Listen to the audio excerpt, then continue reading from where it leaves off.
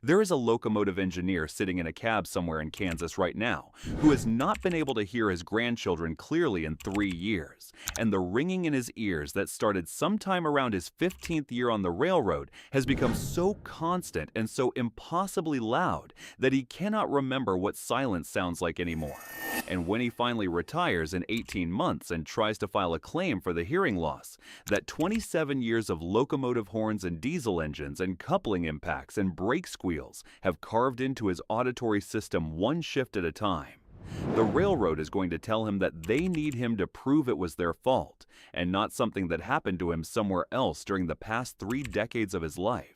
The locomotive horn that this man has been sounding at every crossing and every work zone and every stretch of track where pedestrians might be walking for the past 27 years is required by federal law to produce between 96 and 110 decibels when measured from 100 feet away. And when you are sitting in the cab just 3 feet from where that horn is mounted directly above your head, the sound level can reach 120 decibels or higher, which is loud enough to cause immediate and permanent damage to the delicate hair cells inside your ear that are responsible for converting sound waves into electrical signals your brain can understand and interpret as sound. The threshold for hearing damage with prolonged exposure is 85 decibels according to every occupational health organization in the world, and everything this man does in a locomotive cab exceeds that threshold by margins that would shut down any other workplace in America if the Occupational Safety and Health Administration had jurisdiction over railroads the way they have jurisdiction over factories and construction sites and warehouses.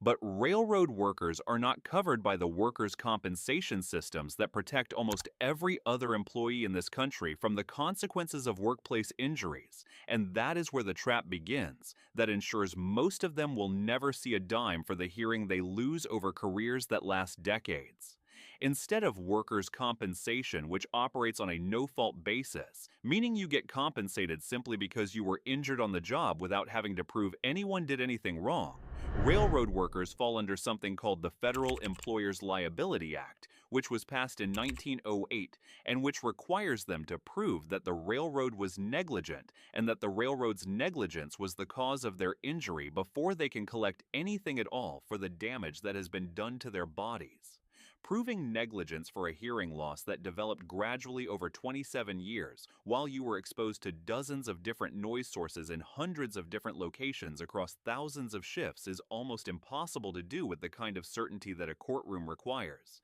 And the railroads know this intimately, and they use it to deny claims that should be paid without any argument at all.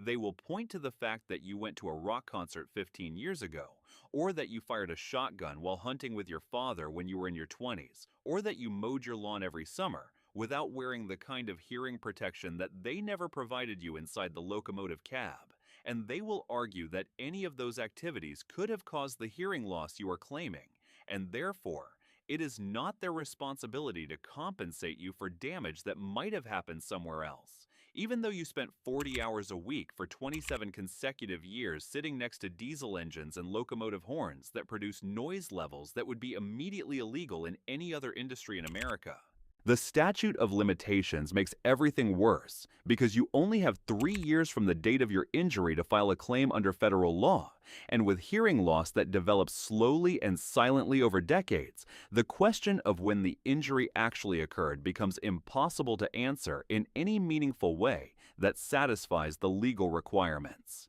Did the injury happen on the first day you climbed into a locomotive cab as a young man and heard your first horn blast at close range while the senior engineer showed you how everything worked? Or did it happen 10 years later, when you first noticed that conversations in crowded restaurants had become difficult to follow, and you started asking your wife to repeat herself more often than you used to?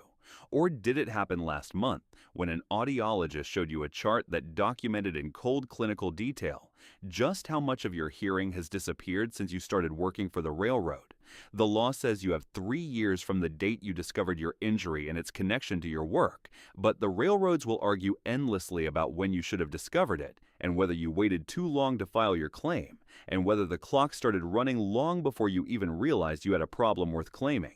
The claim agents who work for the railroad are trained professionals whose job is to get you to settle quickly and cheaply, and to sign releases that give up your rights to future claims in exchange for settlements that seem reasonable until you realize what you have actually signed away in the fine print. They will offer you a check for your hearing loss that seems like real money when you are looking at medical bills and a fixed income, and buried somewhere in the paperwork will be a clause that says you are releasing the railroad from any liability for any other condition that might develop in the future from your years of exposure to hazardous working conditions, which means if you take the money for your ears today and then find out 5 years later that the diesel exhaust you breathed for 3 decades has given you lung cancer or mesothelioma, you have already signed away your right to collect anything for that because it was included in the release, even though nobody mentioned it and nobody explained what you were giving up when you signed.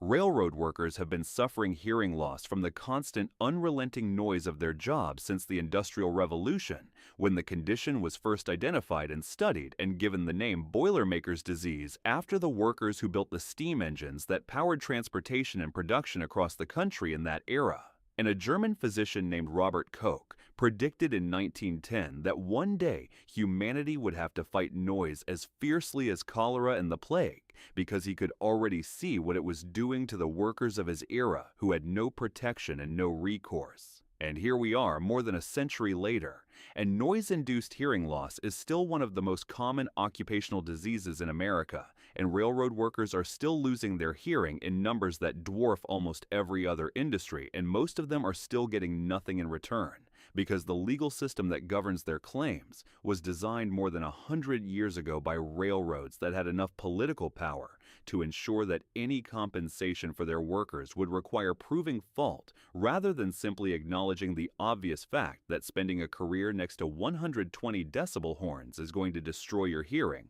whether anyone was technically negligent about it or not. There is an engineer somewhere in Kansas right now who cannot hear his grandchildren speak without asking them to repeat themselves, and who has not experienced a moment of silence in years because the ringing never stops day or night, and who will probably never file a claim at all because he knows what the railroad will say, and he knows how long the fight would take, and he knows that even if he somehow won, he would spend years of his retirement in depositions and hearings and arbitration panels trying to prove something that every single person who has ever worked in a locomotive cab already understands without anyone having to explain it. The 30 million Americans who are exposed to hazardous noise levels at work every year include railroad workers whose exposure is among the worst in any industry anywhere in this country, and the system that is supposed to protect them was written more than 100 years ago in 1908, when the railroads had enough political power to ensure that any compensation for their workers would require proving fault and negligence rather than simply acknowledging the obvious and undeniable fact